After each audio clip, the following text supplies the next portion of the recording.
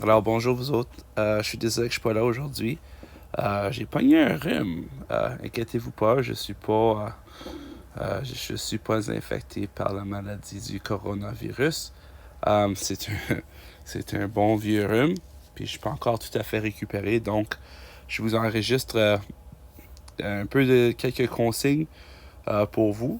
Et puis j'espère que ça vous permettra de vous avancer dans le cours. Puis j'espère que ça fonctionne comme technologie pour vous autres. Alors, quand on a quitté le cours la dernière fois, on avait regardé un peu ici les, euh, les risques puis le dommage génétique des rayons ici.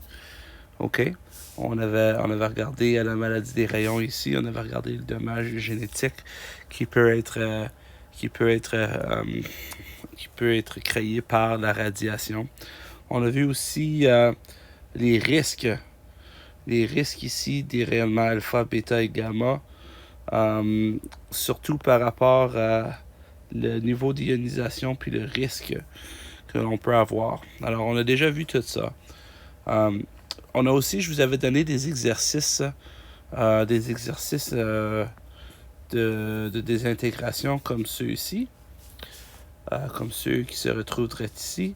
Euh, on va recorriger ceux-là au prochain cours, la prochaine fois. Alors préparez-vous si vous avez des questions.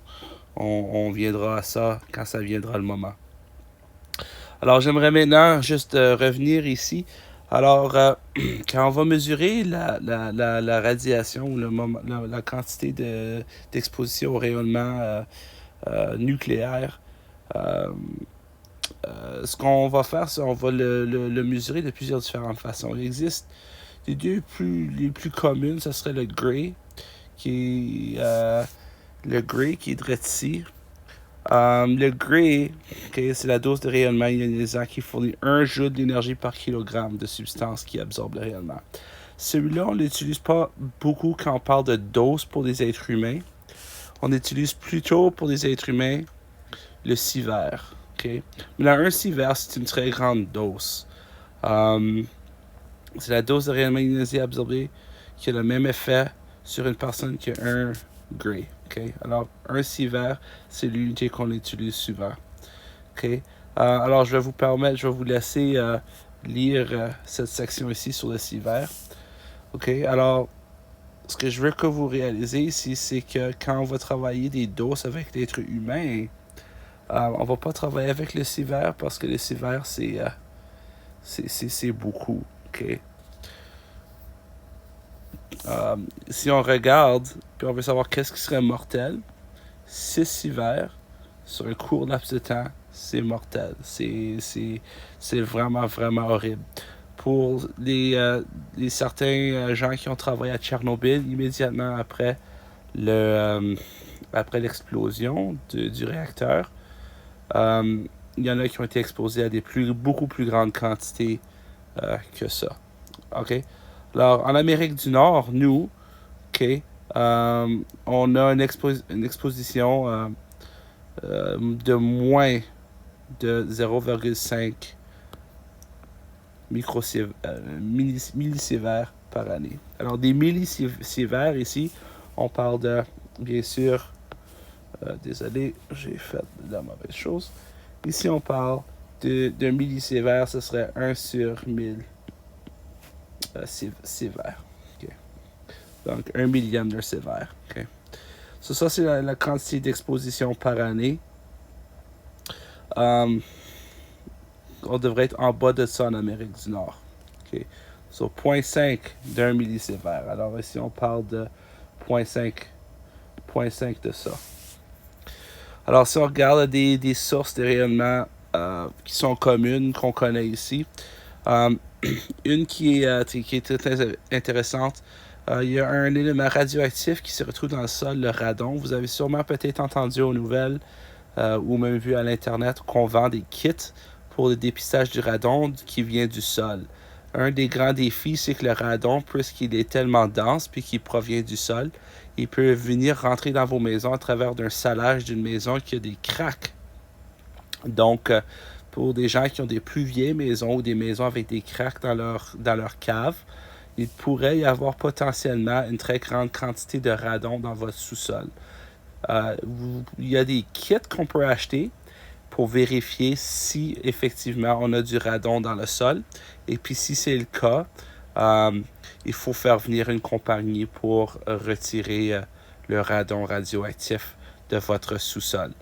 En termes de quantité dans votre sous-sol, ça peut être en effet beaucoup plus élevé que 200 microsieverts. Ici, vous voyez là, c'est des microsieverts.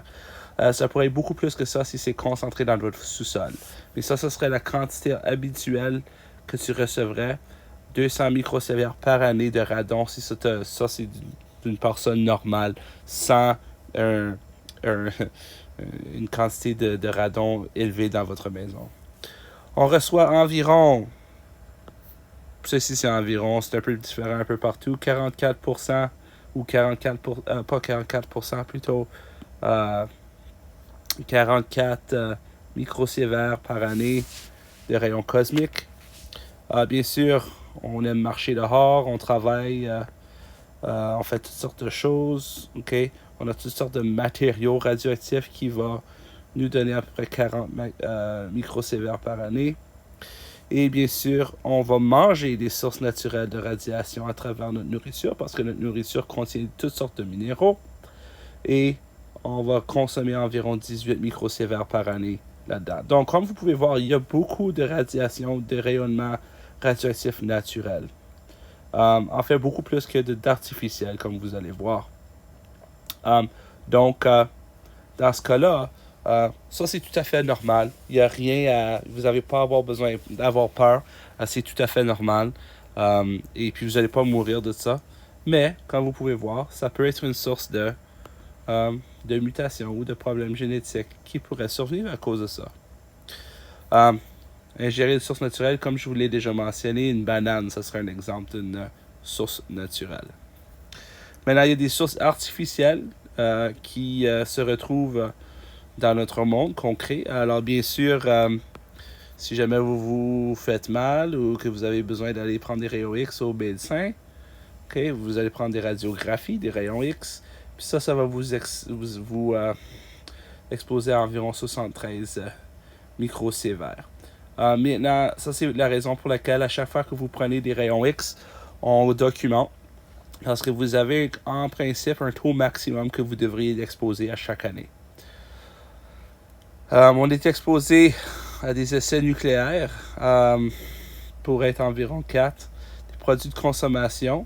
Alors ici, on pourrait même parler des détecteurs de fumée dans nos maisons. Puis toutes sortes de produits qui ont des petites quantités de matériel radioactif. Et d'autres. Alors, comme vous pouvez voir, ce qui en est de ce qui est artificiel, c'est beaucoup moins de les sources naturelles.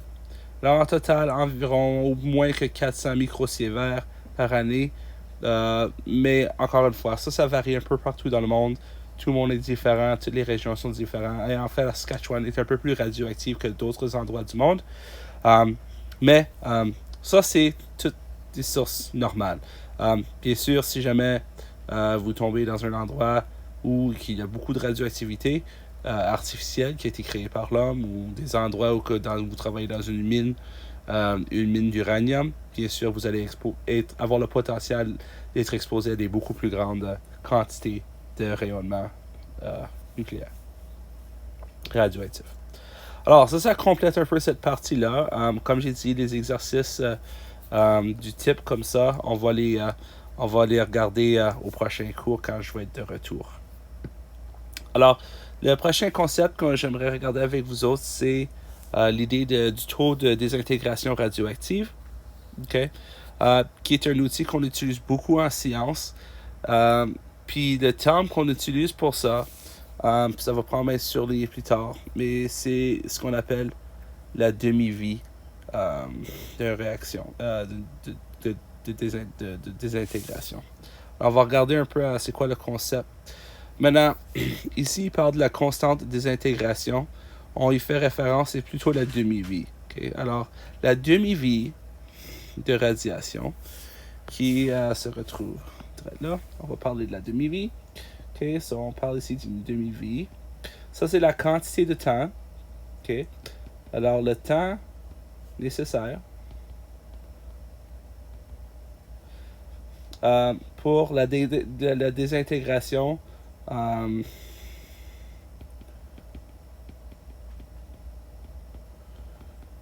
OK, la désintégration de la moitié de la moitié d'une quantité de matériel. OK. Puis on va voir un exemple.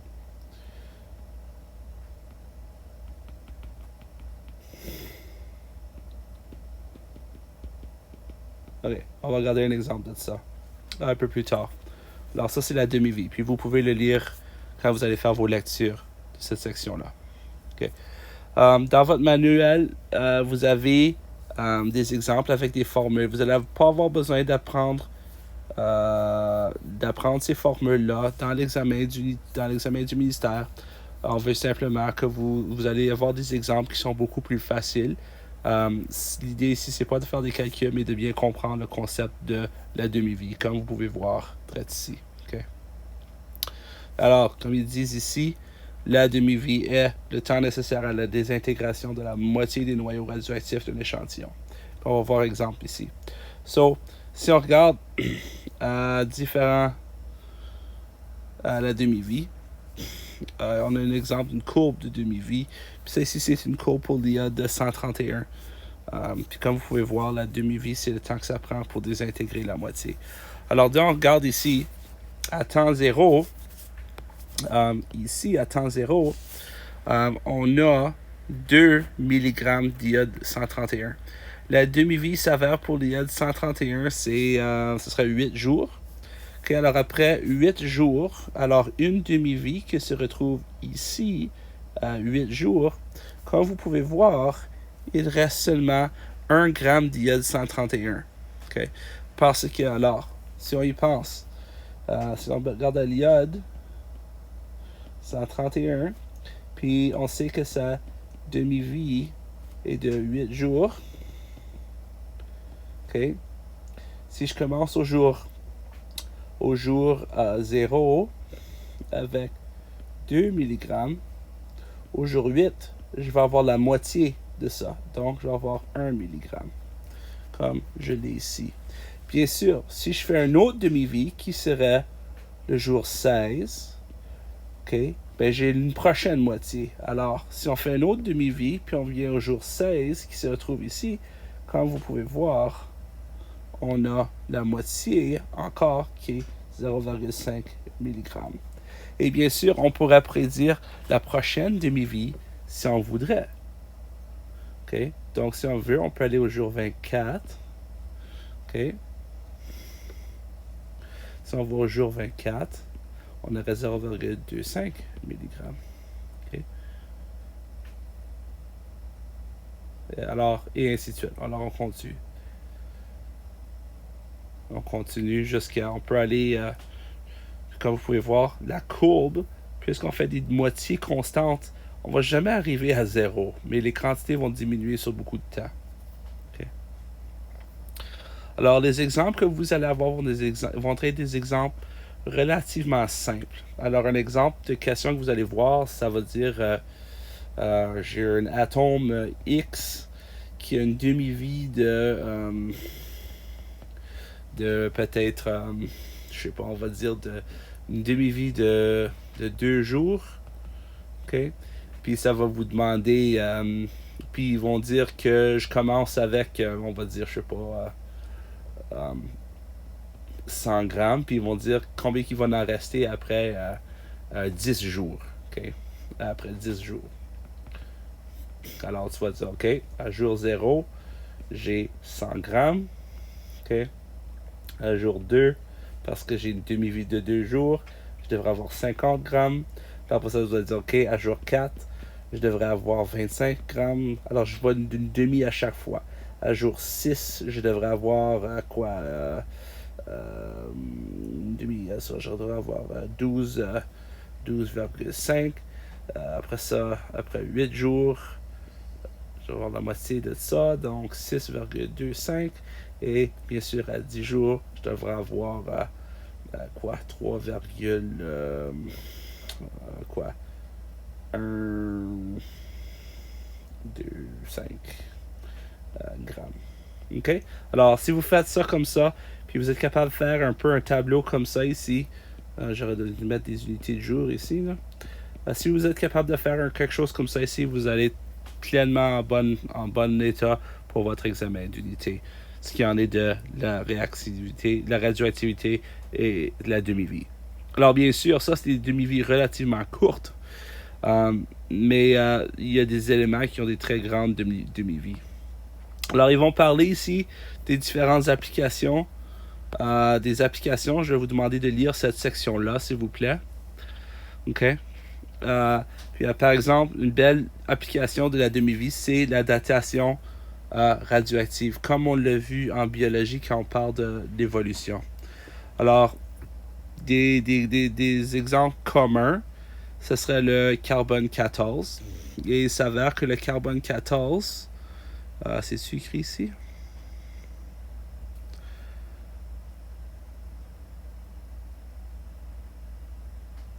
Une demi-vie du carbone 14 ici. Comme on peut voir, c'était un peu en bas de 5000 ans. Alors, comme vous pouvez voir, on regarde la quantité de carbone 14, puis vous pouvez lire cette section ici sur le carbone 14, comme vous pouvez voir. Après une demi-vie, j'en ai 100, j'en ai 50 en termes de quantité. Après une deuxième demi-vie, j'en ai 25 et ainsi de suite. Et comme vous pouvez voir, si on sait la quantité qu'on a commencé avec, qui est 100% 14-14, puis on sait où on peut toujours utiliser cette courbe pour trouver à quel temps, okay, on se retrouve dans le temps. Okay? Et c'est très prédictible, ça. Ça, c'est un concept qu'on peut prédire très, très facilement et c'est en fait très, très, très précis. Alors, ça, c'est une des façons qu'on peut déterminer l'âge de fossiles. C'est en utilisant le carbone 14. Puis encore une fois, je vous laisse lire cette section ici qui vous parle de comment ça fonctionne, l'idée de la datation radioactive. Il vous donne d'autres exemples, des applications industrielles. Ça, c'est intéressant. Je vous demande de lire aussi. Vous devriez avoir du temps aujourd'hui pour le faire. Okay. Par contre, on regarde des exemples. Je sais pas, il ne vous donne pas des exemples ici. Mais si vous regardez, il devrait y avoir des listes à Internet, des demi-vies de plusieurs éléments. Alors, on va voir si on peut aller trouver. On va aller trouver des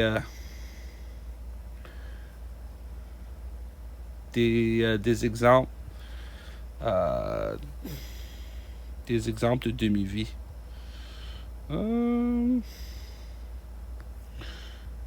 Oups.